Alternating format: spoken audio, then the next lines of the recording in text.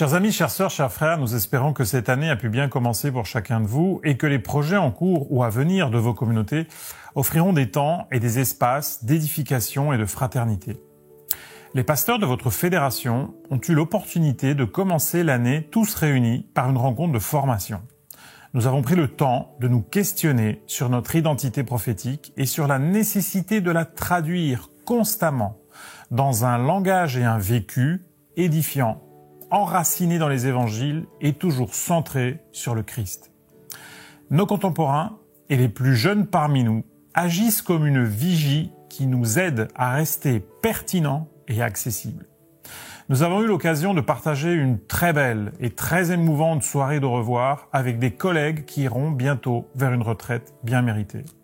Nous confions à vos prières Pierre Kempf, Emmanuel Lopez et Claude Pélissère, ainsi que leurs proches, que le Seigneur continue de les bénir, ainsi que les églises qu'ils vont prochainement rejoindre. Lors de cette pastorale, les éditions Vie et Santé nous ont présenté la nouvelle version de la tragédie des siècles, aussi nommée Le Grand Espoir par nos responsables de la Conférence Générale. C'est notre engagement dans le projet mondial Le Grand Espoir, projet 2.0. Le livre est disponible à la commande. Chaque église et chaque pasteur a reçu un exemplaire afin de pouvoir réfléchir à une commande groupée.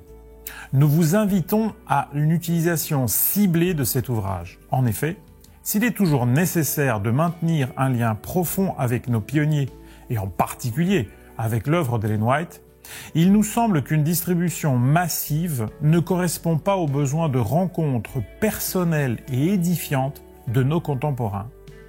Même si cela pourrait soulager nos consciences, c'est tordre le bras à l'Esprit Saint, en ne recherchant plus son action, qui nous utilise comme un témoin incarné de la grâce et du prochain retour du Christ. Par contre, le thème central du retour du Christ, qui est abordé dans le livre, doit sans cesse être au cœur de notre évangélisation. Évangélisation qui se veut créative, originale, personnalisée et sans cesse renouvelée dans une culture qui est le plus souvent déchristianisée, parfois hostile au message biblique.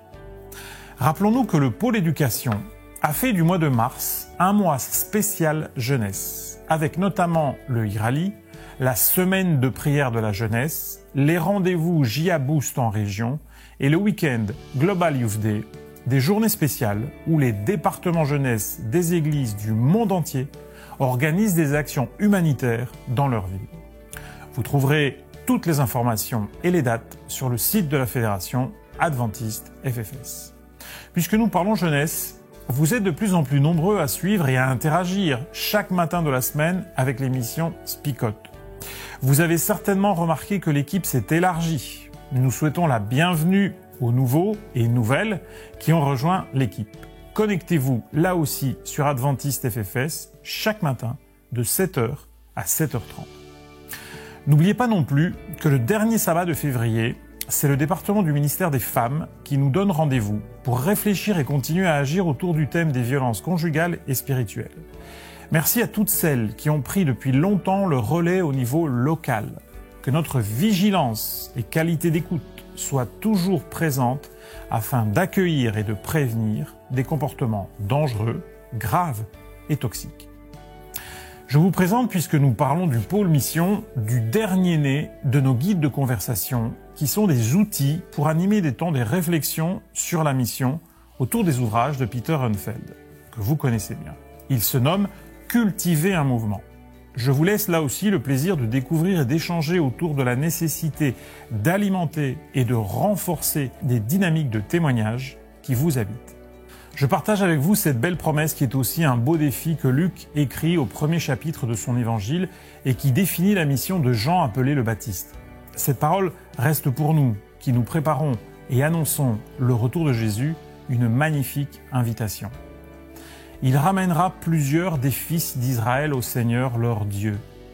Il marchera devant Dieu avec l'esprit et la puissance d'Élie, pour ramener les cœurs des pères vers les enfants et les rebelles à la sagesse des justes, afin de préparer au Seigneur un peuple bien disposé.